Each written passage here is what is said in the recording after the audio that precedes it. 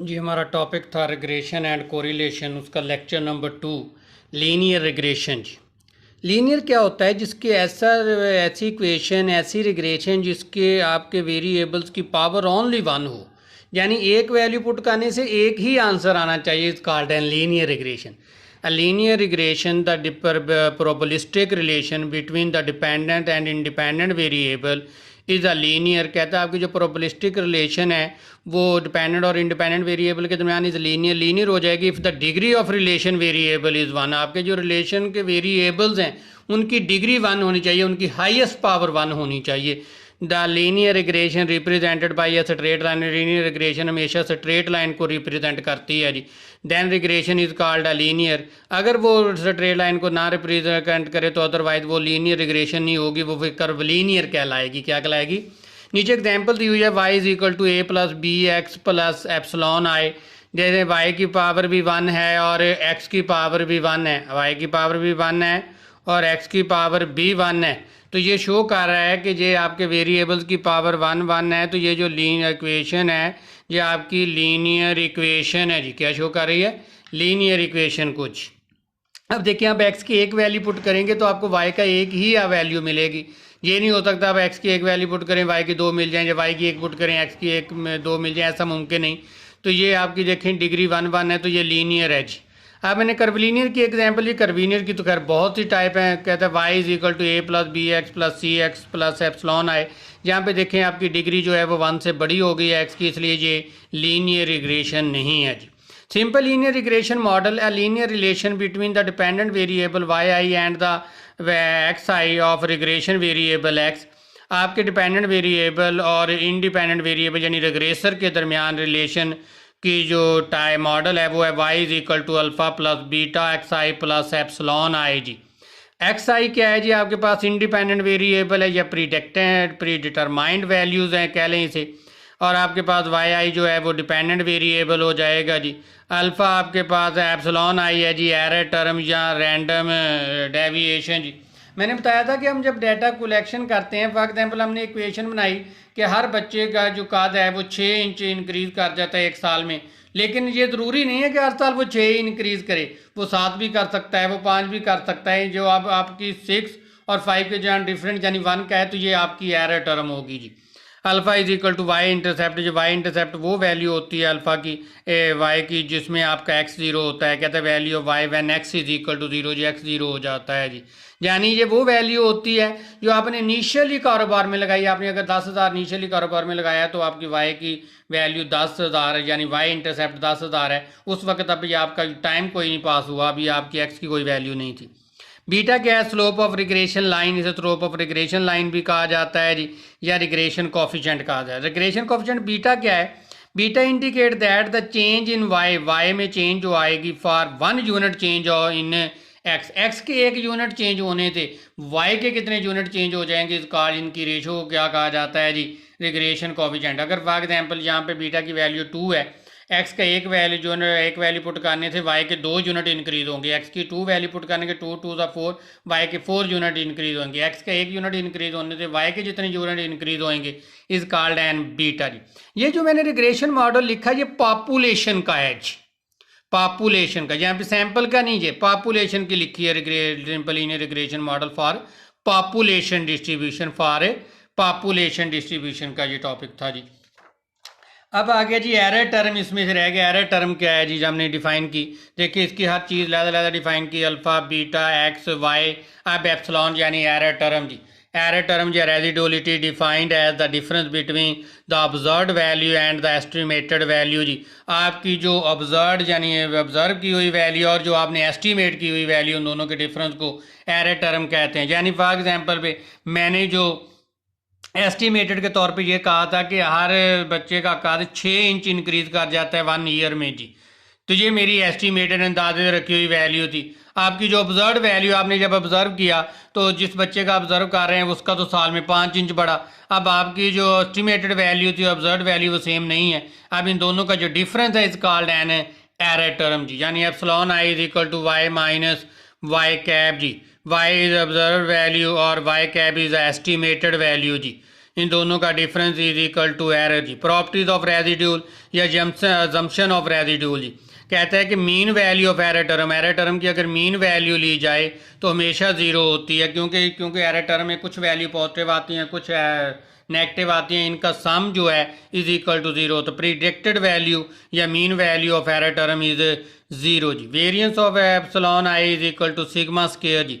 The variance of error term is constant, कहता है कि आपका जो वेरिएंस होगा एरर टर्म का वो एक कांस्टेंट वैल्यू आएगी जी। एक्सपेक्टेशन यानी mean of error term of epsilon I और error term of epsilon J, इन दोनों की अगर मीन भी लिया जाए, लहरा एरर टर्म का भी मीन लिया जाए तो वो भी ज़ीरो होता है जी। यानी error term is independent of each other. ये एरर टर्म में दोनों एक दूसरे, ये किसी और मॉडल की है, किसी और मॉडल की है, ये दोनों एक दूसरे अगर इंडिपेंडेंट है तो इनकी एक्सपेक्टेशन भी ज़ीरो होगी।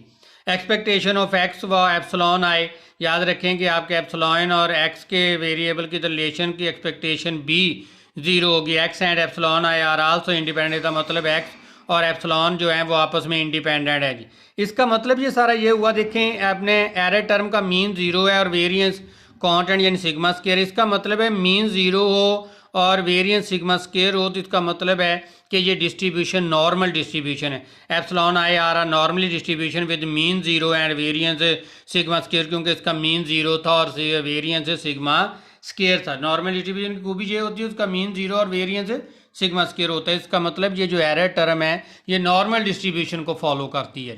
The principle of least square, principle of least square क्या है, कहता है the principle of least square says that sum of square of the residuals of observed value from their corresponding expected value, आपकी original value और expected value के दरमियान जो residual यानी माइनस करके जो एरर टर्म आती है, शुड भी कहता है लीस्ट, उनका सम ऑफ स्क्वायर बड़ा छोटा होता है जी। y1 में से ओरिजिनल वैल्यू में से एक्सपेक्टेड वैल्यू, पहली ओरिजिनल वैल्यू में से पहली एक्सपेक्टेड वैल्यू माइनस की उसका स्केयर, पे दूसरी ओरिजिनल वैल्यू में से दूसरी एक्सपेक्टेड वैल्यू माइनस की उसका square, up to so on y n y cap n का स्केयर बी, इन सब का सम किया जाए। यानी कि ये देखें सम ऑफ स्केयर, मैंने सम भी किए इनके और स्केयर भी किए किनके, रेजिड्यूल्स के, observed value to the corresponding expected value, कहता है D1 का स्केयर D2 अप टू जोन DN, यानी इसको हमने डिफरेंस को डेविएशन कह दिया D1 D2, इनका सम जो है इज अ लीस्ट, कहते हैं सम ऑफ स्केयर डेविएशन हमेशा लीस्ट होता है, बहुत छोटा आंसर देता है जी।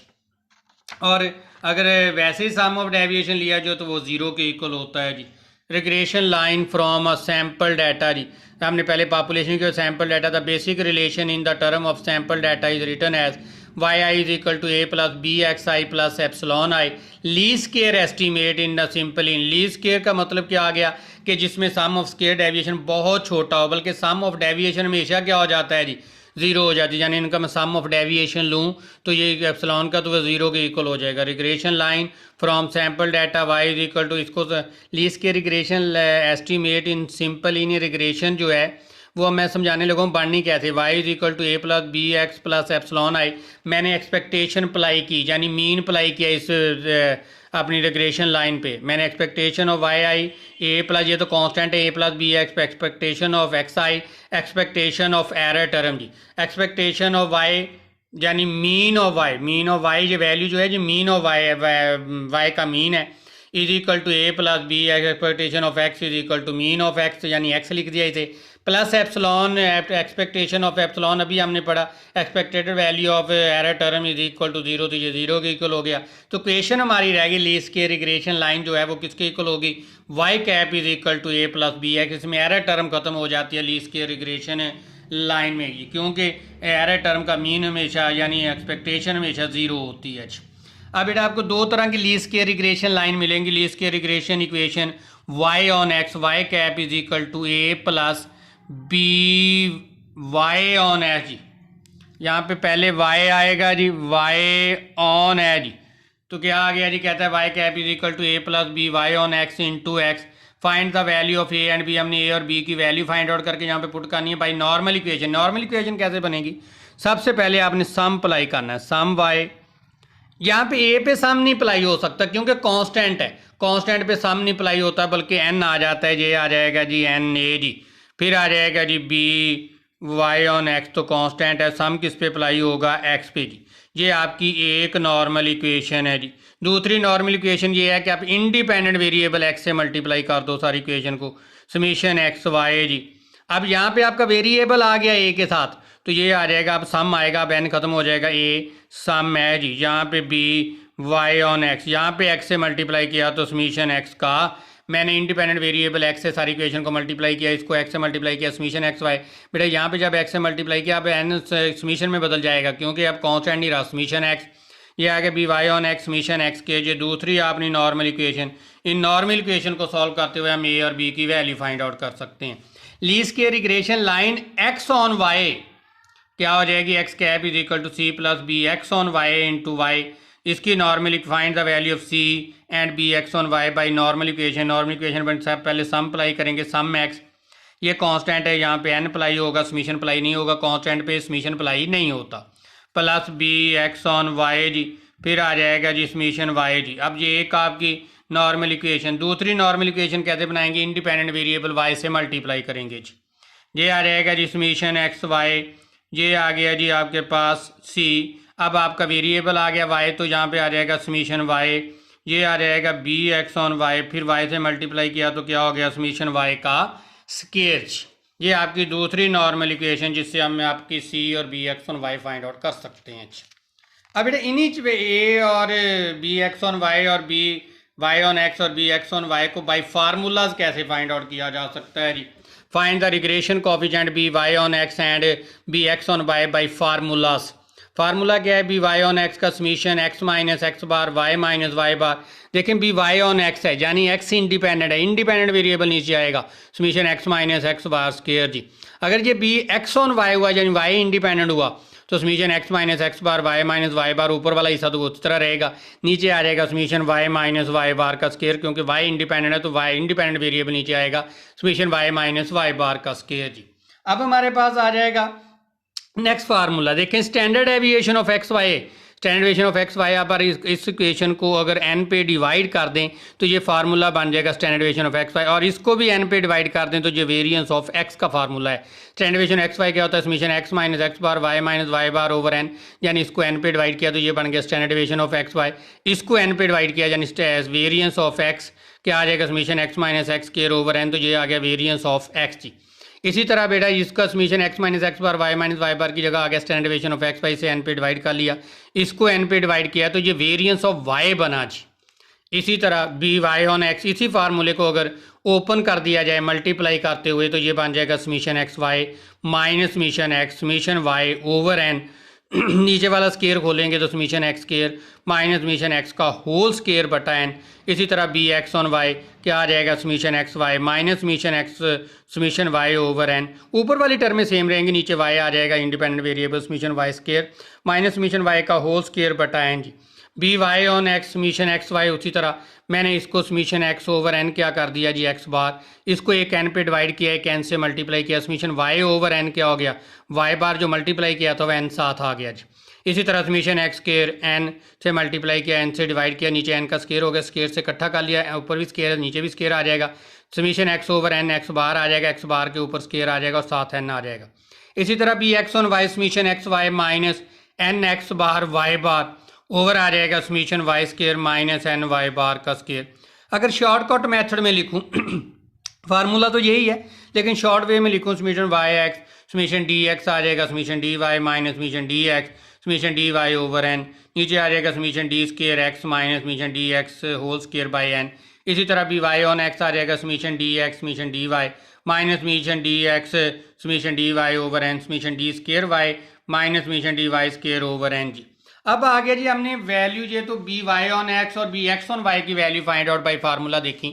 अगर ए और बी की फाइंड आउट करने पड़ जाएं तो अगर आपकी इक्वेशन है जी Y is equal to A plus b y on x जी, तो इसका मतलब है आपने ए की वैल्यू निकालनी है तो इस पर मीन के साइन डाल दें एक्स बार और वाई, इनको फिर इधर ला के माइनस कर लें, y bar minus b y on x into x bar बराबर किसके आ जाएगा, ये फाइंड आउट करने का फार्मूला। इसी तरह सी कैसे आएगा जी, एक्स ऑन वाई इक्वेशन होती है तो ये इक्वेशन क्या होती है, x is equal to c plus ये आ जाएगा बी एक्स ऑन वाई जी इंटू वाई, इस पे आप मीन के साइन डाल दें जी इसी इक्वेशन पे, तो इसको इधर ला के माइनस कर लें, x bar minus b x y into y bar is equal to c, तो ये सी फाइंड आउट हो जाएगा जी। आगे आ जाएगा properties of a least square regression line. हमने जो रिग्रेशन लाइन पढ़ी हैं इसकी प्रॉपर्टीज क्या हैं जी। Sum of deviation of the observed value from their least regression line is always equal to zero, यानी sum of deviation of the original value और estimated value is equal to zero. जो हमने पहले भी पढ़ ली बात, summation y minus Y cap is equal to zero, जिसमें हमने ये पढ़ा था summation epsilon I is equal to zero जी। तो इसका मतलब summation y minus Y cap is equal to zero का मतलब है समीशन वाई बराबर होगा समीशन वाई कैप के। Sum of square deviation of the observed value from their least square regression line यानी एस्टिमेटेड वैल्यू जी इज मिनिमम। कहते हैं जो हमने लीस्ट स्क्वायर मेथड पढ़ा, summation y minus Y cap का स्क्वायर इज मिनिमम, इनका सम जो है ना स्क्वायर डेविएशन का हमेशा मिनिमम होता है जी। Least square regression line always pass through the centre of the data यानी मीन ऑफ डाटा जी, एक्स बार और वाई बार में से गुजरती है। आपकी जो रिग्रेशन लाइन है वो हमेशा डाटा के सेंटर यानी एक्स बार और वाई बार में से गुजरती है जी। आगे आ जाएगा regression coefficient are not symmetric for x and y. कहता है सिमेट्रिक आपके जो रिग्रेशन कोफिशिएंट है वो कभी भी इक्वल नहीं होते, b y on x not equal to b x on y. Regression coefficients are independent of change of origin, ये ओरिजिन से तो आज़ाद होते हैं, यानी आपके वेरिएबल में कुछ चीज़ ऐड कर ली जाए स्प्रेड कर ली जाए आपके रिग्रेशन कोफिशिएंट में कोई फ़र्क नहीं पड़ता, लेकिन नॉट अ स्केल। लेकिन अगर कोई चीज़ मल्टीप्लाई या डिवाइड कर ली जाए तो फिर याद रखें आपके रिग्रेशन कोफिशिएंट में चेंज आ जाती है जी। Regression coefficient are independent of change of origin है, लेकिन regression coefficient are not independent for scale जी। स्केल के हिसाब से इंडिपेंडेंट नहीं है लेकिन ओरिजिन के हिसाब से इंडिपेंडेंट है जी। ओरिजिन का मतलब होता है कि चीज़ का वेरिएबल में ऐड होना या सब्ट्रैक्ट होना, ऐड हो या सब्ट्रैक्ट होने से तो इनके रिग्रेशन कोफिशिएंट को कोई फ़र्क नहीं पड़ेगा, लेकिन अगर कोई चीज़ मल्टीप्लाई या डिवाइड कर दी जाए वेरिएबल के साथ तो फिर उसमें फ़र्क पड़ेगा जी। Standard deviation of regression line जी या standard error of estimate. Standard है, इसका आप डेफिनेशन खुद पढ़ लीजिएगा, मैं आपको फार्मूला दिखा देता हूँ जी। Standard deviation y on x summation y minus Y cap का square over n minus two लिख लें। ये स्टैंडर्ड डेविएशन है किसका, रिग्रेशन लाइन का। अगर इसको वाई माइनस वाई कैप के स्क्वायर को ओपन करके लिखा जाए तो जो बराबर होता है summation y square minus a summation y minus b summation x y over n minus two. ये है standard error standard deviation of regression line. Standard deviation of regression line basically है क्या बेटा, आपकी ये लाइन है फॉर एग्जांपल स्टेप की regression line, ये सारे पॉइंट इस लाइन पे नहीं है, कुछ लाइन से आगे पीछे भी है। इन लाइन जो पॉइंट से आगे पीछे हैं इनका ये जो फासला है यहाँ तक का, इसका ये फासला, इसका ये फासला, ये जो है ये आपका डिस्पर्शन है, स्काटर है, और इस स्काटर इस डिस्पर्शन को फाइंड आउट करने को कहते हैं स्टैंडर्ड डेविएशन जी बेटा।